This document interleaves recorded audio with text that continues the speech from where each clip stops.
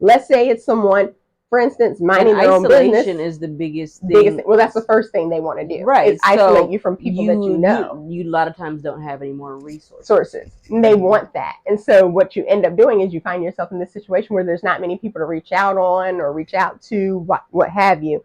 But with that being said, they are trying to escape this situation. So you have to remember, many of them, it could be a one car family. She's not going to Food Line and then just not coming back with the kids, and he's just like, oh, okay, she didn't come back. Darn it, well, I guess I won't get to hit her when she comes home tonight. Let me eat my Campbell's soup and, keep on going about my day. It doesn't work like that. There's so many different layers of how they have to escape, how they have to find other housing, other childcare, other things like that. So, if someone discloses this to you and they feel vulnerable enough to share that with you, please don't be that toxic person. Never assume that someone is staying in an abusive relationship because of the fact that they're enjoying the abusive relationship. Sometimes you have to handle life one day at a time, and escape can take months to do. Yeah. And the most dangerous time of death is during the escape. That's when most deaths from domestic violence occur, when they're actually doing their escape. So there was a Netflix mini series called The Maid. I think it was called The Maid. Yes, yeah. I have not even watched it because I figured it would be too triggering for me. It is very accurate. Like it kind of makes people see why women go back. Why they go back, and they don't have a choice. And it's like, and I will say, so let's say abuse can happen to all people. So for the sake of just being short, it may come out that I'm saying woman, but this is not me saying that it's not plausible for any sex or any person that's in any type of sexual identification. But it is very simple to sacrifice yourself for the greater good, as you call it. I'm not saying I'm going to do it, but if me escaping is only going to change me being beat, but my children are taken care of, my children are not being hurt, they're being fed, they have a good life, they have a chance of going to college, making something better of themselves, and I can still hide it, you will be surprised how not easy, but you'll be surprised how quickly it's rationalized. It can be rationalized because the only one suffering is you. So out of the 7 people in the house, the person, the partner, so let's know, the person, the abuser, and their 5 kids, 2 dogs, and 6 mice that they have as pets, everybody's life is great except for mine. So for me to escape this physical abuse or this type of abuse, I have to now change the life of even the abuser, they even count them in, of all of these other people.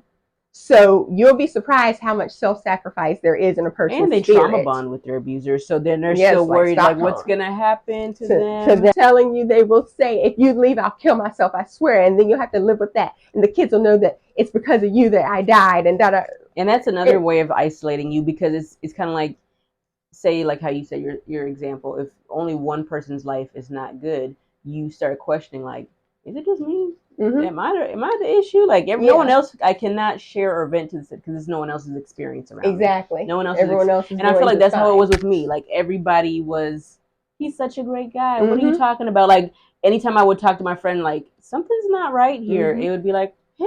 What? No. Exactly. And it was just like, okay. Well. And it's a cycle because the longer you don't escape, and the longer that you hide, because it's I mean, that's just Darwinism. I feel like at that point, you're truly hiding it so that it's not perceived from the outside world, and then everyone's life is disrupted, like we were talking about. So the longer you're actually hiding it, and the longer that people don't know about it, they're assuming that the relationship is good. So then when you do try and expose them, they're like, what? Kevin? I never saw that. Little Timmy? Are you sure? Yeah. No, don't do that. Sure. Don't do that, because don't be that person. Yeah, you never know. You don't know what's bad what people are doing behind closed. The only going on in a relationship are those that live in it. Everything else is a perspective that's been bestowed on someone that is an outsider. So take that for exactly what it is. It's third-party information. So next things that you would do about this, checking in on your own reproductive issues, making sure that if you know that your partner steals tablets and things like that, go to your local health department where you can get birth control items for free or get permanent birth control, long acting reversible contraception. You can get that and you can get it implanted to where they can't see or tell, because some of them, if you tell them you want to go on birth control, that's their form. You're never going to be on birth control with me, blah, blah, blah, blah. So there are things that we can place that are not normally seen and visible to someone, even as they're touching your body, so that you still have that protection. So going to the local health department, a lot of times they have that and they have it available for free.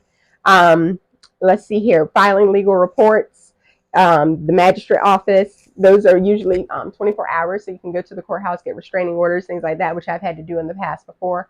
You file the restraining order, they give you an order of protection. In the grand scheme of life, it's documentation.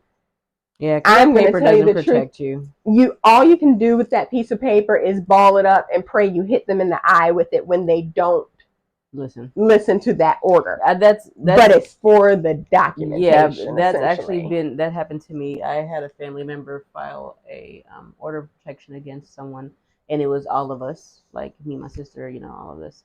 And one day I'm at this grocery store and I look back and this man is literally standing behind me, over my shoulder, knowing damn well, but he would do random things or show up at my job and leave mail that was once delivered to his house, or just like, what can I do? Yeah. By the time the police, he's already gone. Exactly. And so other things that I want people to be able to tell their friends or to be able to think about in the back of their mind: have a backup financial plan. This can be hard, especially with financial abuse. These are things, all of these may be suggestions that are not applicable to someone in an abusive relationship, and I apologize because it's such a convoluted subject that you don't know what things are accessible. Yeah. However, these are just a couple of suggestions that people may not normally think about. Have a backup financial plan. So start trying to stow money away. Usually it's going to have to be in the form of cash for you to be able to do that. Whenever you go to the grocery store, try to get $20 out in cash and put that somewhere else, so that if they are analyzing the receipts, but what you purchased looks like it would have cost that much, you can just slide that money off to the side. So you're utilizing the allowance that they gave, but they're not able to see you made a straight up withdrawal from the ATM. And then trying to, saying that the receipt didn't print or something, they had a problem with the printer at the gas station, whatever it may be, trying to stock money away, however you can do that. If you have the capability to get a credit card without them knowing, use a different address and have that sent to a person that you can trust, or a P.O. box is actually one of the biggest things actually that I do tell people in abusive relationships, that is something that's a huge deal for you. Get a P.O. box so that it can go there. However, some credit applications, believe it or not, they won't let you do a P.O. box, which to me is so upsetting, because that's exactly how you show that they're just setting it up to where you can't really escape. Because they're like, no, we can't do a P.O. box. It needs to be a physical mailing address, blah, blah, blah, blah, so that we can account for where you live, your mortgage, whatever. So, but try and do P.O. boxes if you can. Apply for a credit card just so that you have something, even though you're charging it. I get it. But if you have to make an escape, you're going to need money. You can't escape and be broke. And most of the time you can't escape alone. So try to get that credit card and get it in your name only. And like I said, have all of the information traced to a different address, to someone that you can trust, and pick it up there. Let's see here. Have a second phone. So this sounds so foolish, but hear me out. Try to find the cheapest flip phone, old phone, I don't care, Walmart phone that you can find. Something that can take photos though, and something that is easily hidden. Doesn't even have to have internet or anything. If you can get that, then fantastic. But a little burner phone that can have phone numbers stored in it. It can be where you have your notes in it. It can be where you have pictures of the abuse and things like that. It can also be something where you can have things recorded. So if they don't see you turn the phone on and it's in the desk drawer and you have it recording, they can hear the abuse whenever you want to play that in court. have that burner phone, because a lot of times, like we talked about with the GPS, all you have to do is be on the same phone plan, or he can go to the cops. My wife is missing. I don't know what to do. I'm so scared. And they're like, oh, okay, she's at the AT&T store, da da da da da, because this is where her GPS is at. So you're sometimes going to have to drop your main phone. It's not going to be applicable, more than likely, for you to keep it. So you have that backup phone, so you can still you can get in contact with people, memorize phone numbers. Even though you can want to have them saved in this backup phone, if you're able to do that and able to purchase that and hide it, memorize phone numbers. That is something that I'm so horrible at, because if I know people I love and would give a kidney to, and I couldn't tell you what their phone number is right now. I can't tell you her phone number right now. And I love her enough to embark on a whole, if I had to call out her phone number, dead right here. So memorize phone numbers of people that would be helpful to you. You can reach out to organizations, learn how to trick GPS tracking on your phone. There's companies that are out there, actually, like I think it was Rain, RAINN, companies out there that have ways. They know that this is so popular that you can trick the GPS to log you in at different places, so that you are actually able to go somewhere else and them not be aware of it. And there's a rationale to that, of course. So let's say you want to try to make an escape and you tell them you're going to Food Lion with the kids, but really in the back of the truck you have all of the stuff.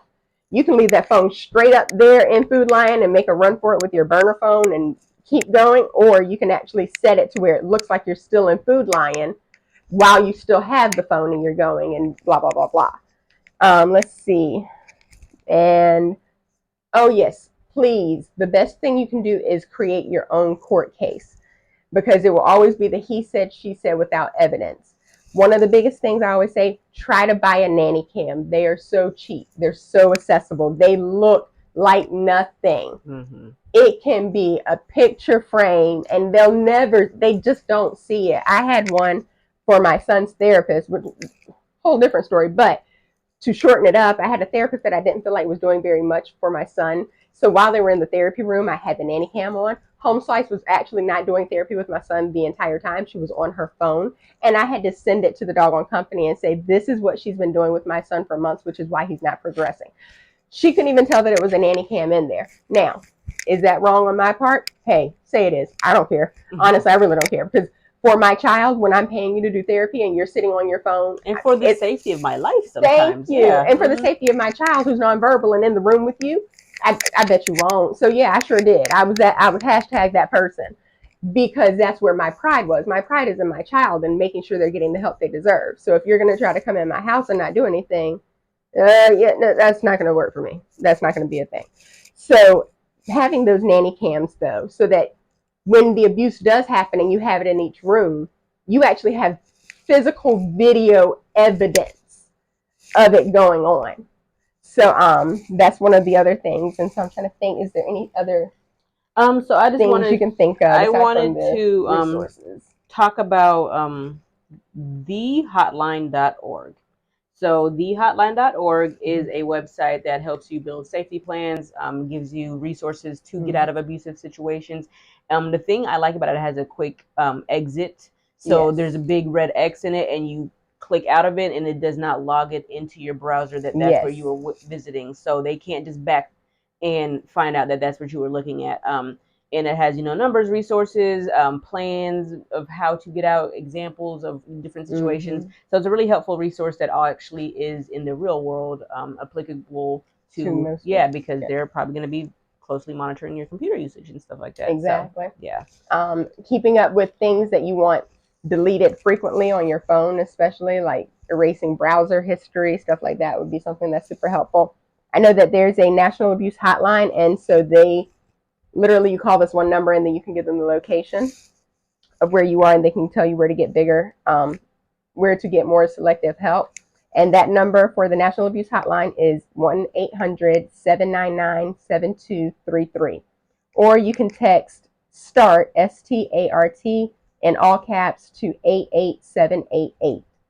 And so those are places where you can get help, and they can help guide you. I'm in Kansas, I'm in Missouri, and they can send you to those powers that be so that you know where to go.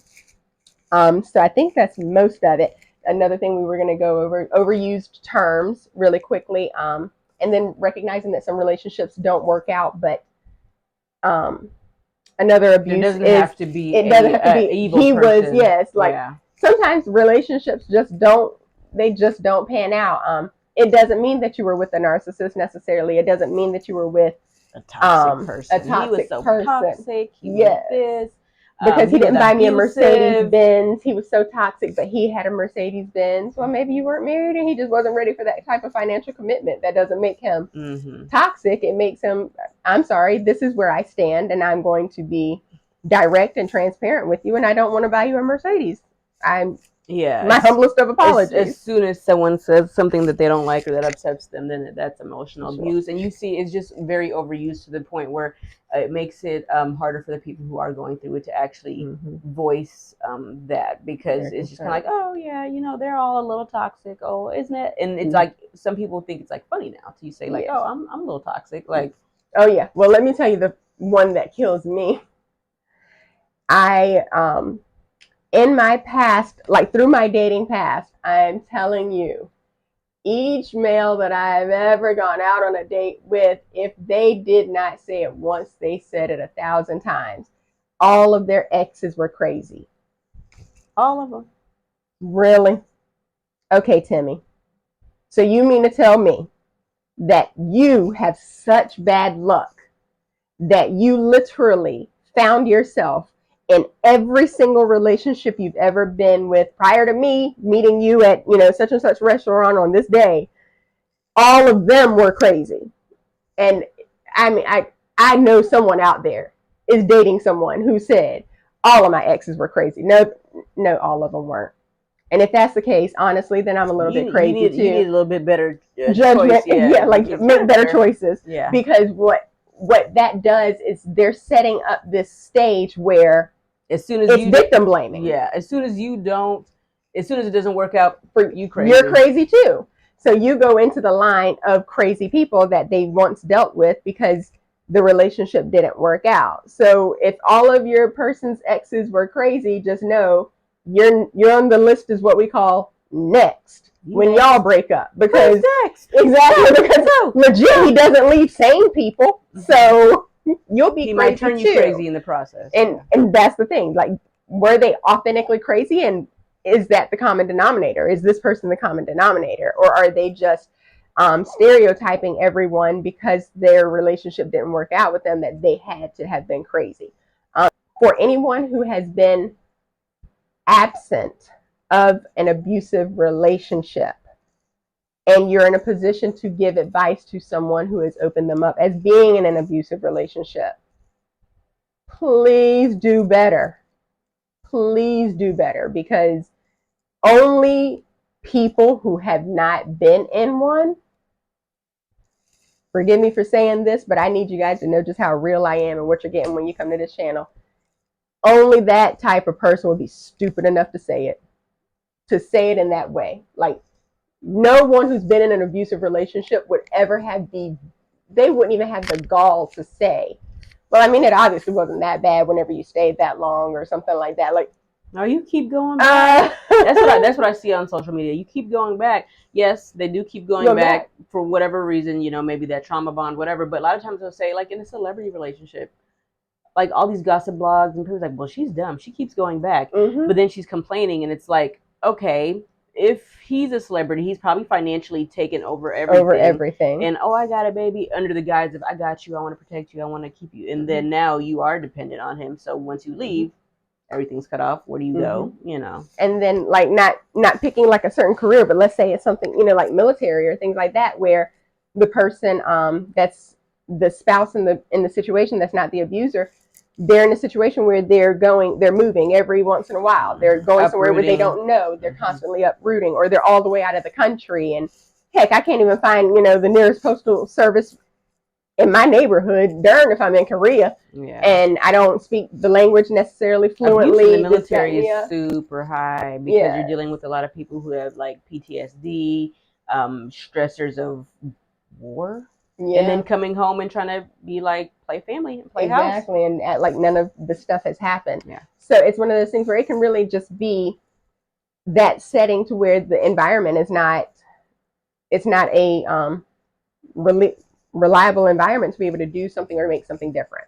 So that's one of those things where we want you to just recognize, try to find resources, try to find your ways of escape, look for safe ways to escape, find ways to voice it out. If you need more information, if you have more questions, please let us know. We will reach out. I have plenty of people that I can reach out to for certain things and ask them questions about.